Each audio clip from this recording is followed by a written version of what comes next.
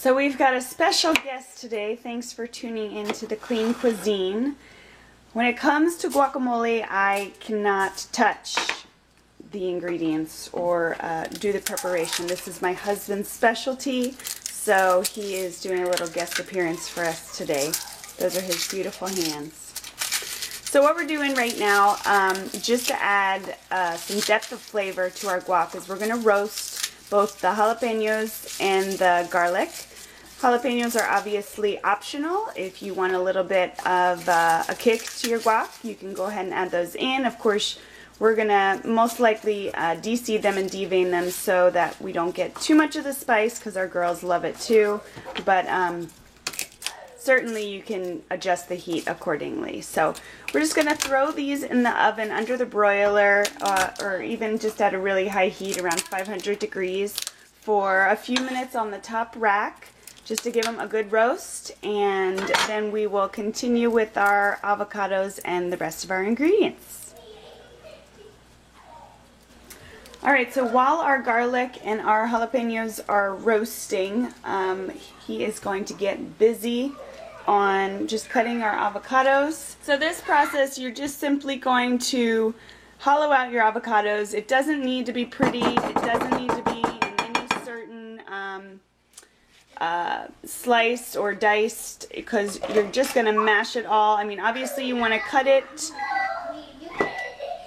into a little bit smaller pieces so that it's going to be easier for you to mash, but again, no rhyme or reason, you just want to get the avocado out and into a large bowl. Now we've got all our avocado chopped in our bowl, and we are going to, before we mash it, add in all of our spices, our seasonings, and other flavor enhancers. So my husband is squeezing 1 full lemon over the avocado. You can also use lime, whatever citrus you have on hand. Helps it from turning brown at the very beginning. It does help it from turning brown as well. And then we have chopped up our roasted garlic, as well as about a half or a quarter of an onion diced really fine. And we've got our seeded roasted jalapeno. And then I told you our family loves garlic, so we are going to add a little fresh garlic as well, just to give it sort of a different flavor. But what you have on hand will work. Roasted garlic if you want to roast it.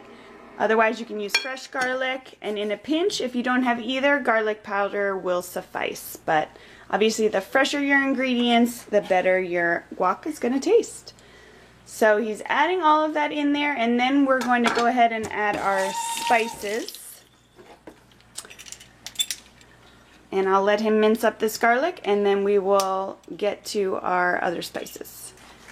Alright, so now we're adding in our seasonings and spices. We've got some fresh cracked black pepper. And this is where it completely gets individualized, guys. Like a lot of stuff I say with salt, you're going to season to taste. So right now my husband's adding in about a tablespoon of dried oregano that you're going to crush in your hand to really bring the flavor alive before you put it in there. So I'll sprinkle that in. And then we'll go ahead and add in our sea salt. And for us, it's looking like about a half to a teaspoon of sea salt. You always want to start with less. You can always add more.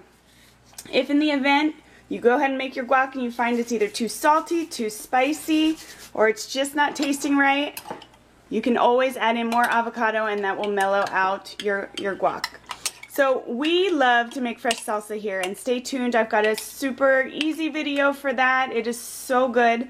If you don't like to make salsa at home, or you just don't have the time at the moment, go ahead and buy your favorite canned salsa, and you're going to add in about a quarter to a half cup of salsa.